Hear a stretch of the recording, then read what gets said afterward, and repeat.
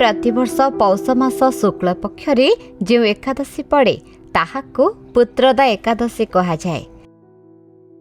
पुत्रदा एकादशी रे नाम मंत्र जप करने सह श्रीहरि को पूजा अर्चना करा जाए। एकादशी तिथि रे दीपदान सह समस्त फल पूजा करने विधान रही। भगवान श्रीकृष्ण धर्मराज युधिष्ठिर को यह व्रतर महत्व को व्याख्या करी कहिथिले एही तिथिर अधिदेवता हेउछन्ति भगवान नारायण। एही तिथि रे समस्त पाप नाश होइथाए। पूर्व काल रे भद्रावती पुरी राजा सुकेतुमान शासन करुथिले। तांकर कौनसी संतान नथिला। एही कारण जोगु राजा और रानी चंपा चिंतार रहुथिले। दिने राजा राज परिवार कौनसी सदस्य को न जणाई वन्य भ्रमण करने बाहरिले। राजा बनर शोभा को देखु देखु 2 प्रहर होईगला। राजा भोक शोषरे आउटु पाउटु होई खाद्य संग्रह पाई खोजी बुलिले। शेषरे एक सरोवर और सरोवर तटरे अनेक मुनि ऋषि मानकर आश्रम स्थली रहिथिबार देखिले। यह राजांक पाई सौभाग्य थिला। से तत्क्षणात घोड़ा उपरे बसी सरोवर निकटरे पहुंची समस्त मुनि ऋषि मानंकु वंदना करबाकु लागिले। तांकर वंदना रे मुनि ऋषि माने प्रसन्न हेले। राजा मुनि मानंकु देखि पचारिले, आपण माने किए? आपण मानकर नाम कौन तथा आपण माने एठारे एकत्रित होइछन्ति काहेकि? मुनि कहिले, आमे समस्ते विश्वदेव स्नान करबाकू आसिछु। माघ मास निकटरे आसुछि। आज 5 दिन धरी माघ स्नान आरंभ हेबाकू जाउछि। आज ही पुत्रदा एकादशी। जी एही व्रत पालन करिब तार पुत्र हेब। राजा कहिले, हे विश्वदेवगण, जदि आपण माने मो उपरे प्रसन्न अछंती त मोते पुत्र दियंतु। मुनि कहिले, राजन, एही व्रत बहुत विख्यात। आज ठारू एही व्रत पालन करंतु। महाराज भगवान केशवंक आशीर्वादरू आपणको पुत्र अवश्य प्राप्त हेब। एही प्रकार मुनिक कहवा अनुଯାयी राजा एही व्रत को पालन करने सहित पुत्रदा एकादशी अनुष्ठित कले। द्वादशरे से निज व्रत को उद्यापित करी मुनिक चरण स्पर्श करी घर को फेरिले। सेही दिन रानी गर्भधारण कली। राजांकर एक तेजस्वी पुत्र हेला, जहा समस्त गुणर अधिकारी हेबा सहित प्रजा मानकर पालक मध्य होई पारिथिले। ए दृष्टिरु पुत्रदा एकादशी व्रत समस्त एकादशी ठारू अधिक महत्वपूर्ण। एही व्रत रखिबा द्वारा पुत्र प्राप्त हुए बोली अनेकंक विश्वास। एकादशी महात्म्य। युधिष्ठिर कहिले, हे कृष्ण, पौष मासर शुक्ल पक्ष एकादशीर नाम कौन? विधि मध्य कौन?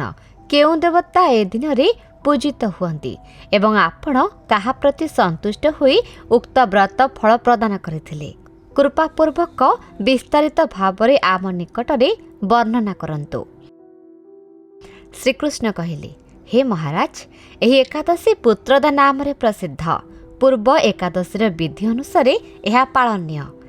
यह सर्व पाप विनाशिनी।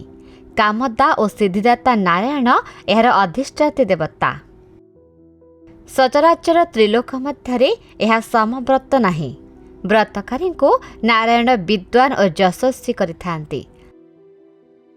भद्रावतीपुर रे पुरा काल रे सुकेतुमा नामक एक अपुत्रिक राजा थिले। तांकर रानी का नाम थिला चंपका।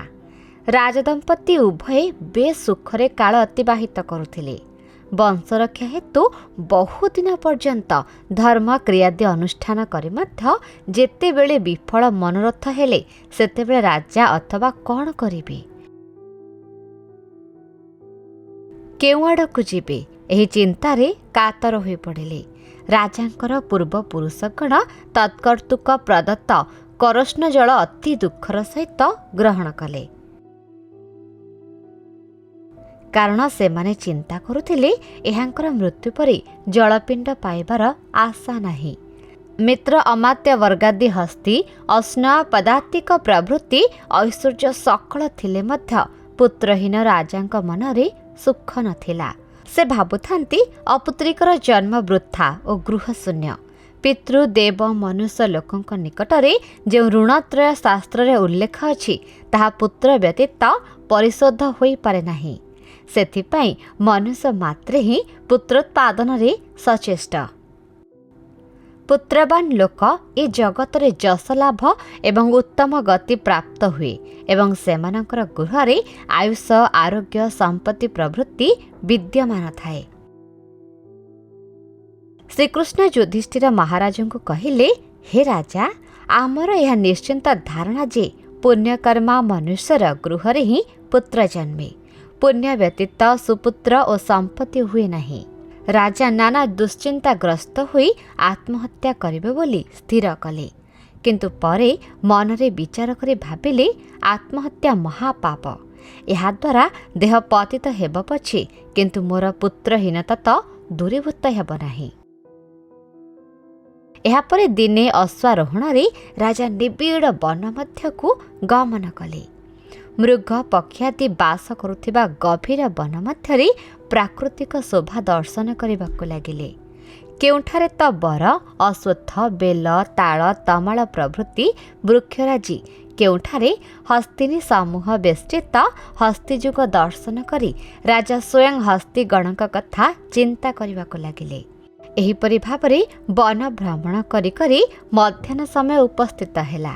सेतेबेले से क्षुध तृषारे अतिशय कातर हेले। इतस्तत चतुर्दिगरे जलादिर सन्धान करी मध्य जेतेबेले किछि मिलिला नाही सेतेबेले चिंता करुथिले, मु एपरि किछि दुष्कर्म करिअछि जहा फଳରେ ए प्रकार कष्ट पाउछि। मो पूजा यज्ञांति द्वारा देवगण और ब्राह्मणगण को संतुष्ट करिअछि एवं प्रजागण को पुत्रवत पालन करिआसिछि। एपरि अवस्थारे कौन पाई ए निदारुण दुख भोग करुछि।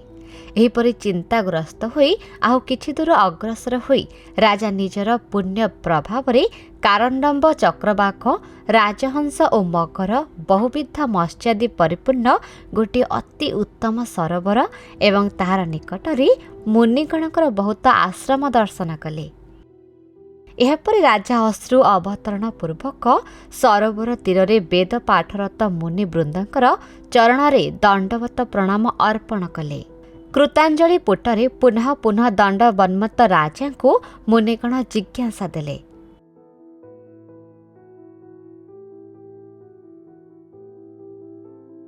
हे महाराज, आंभे माने आपणक प्रति प्रसन्न होइछु।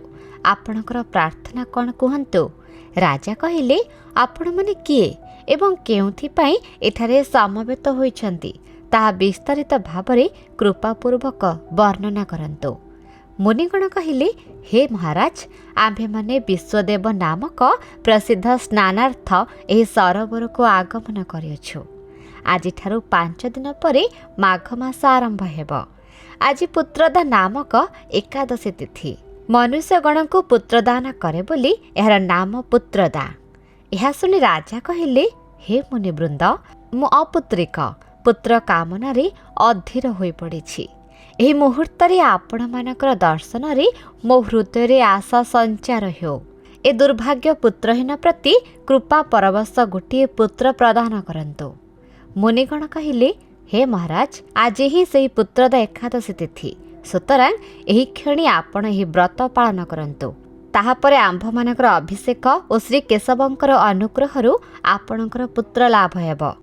श्रीकृष्ण कहिले, युधिष्ठिर मुनिगणकर एकथा श्रवण करी यथा विधान रे केवल फल मूलादि ग्रहण रे से व्रत उद्यापन कले एवं द्वादश दिन शस्यादि द्वारा पारण पूर्वक मुनिवृंद को प्रणाम करी गृह को प्रत्यावर्तन कले।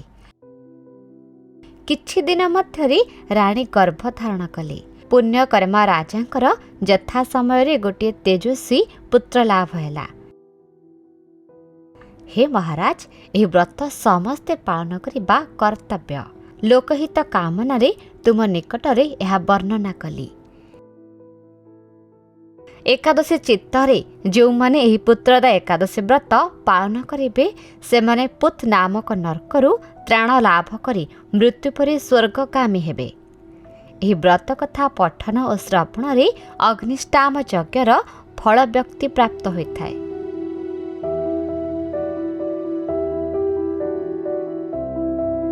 ଆମ ଧର୍ମ ସଂସ୍କୃତି ଓ ପରମ୍ପରା ବିଷୟରେ ଅଧିକ ଜାଣିବା ପାଇଁ ଦେଖୁଥାନ୍ତୁ ଭକ୍ତି ଓଡ଼ିଶା, ଆଧ୍ୟାତ୍ମିକତାର ଅନୁଭବ।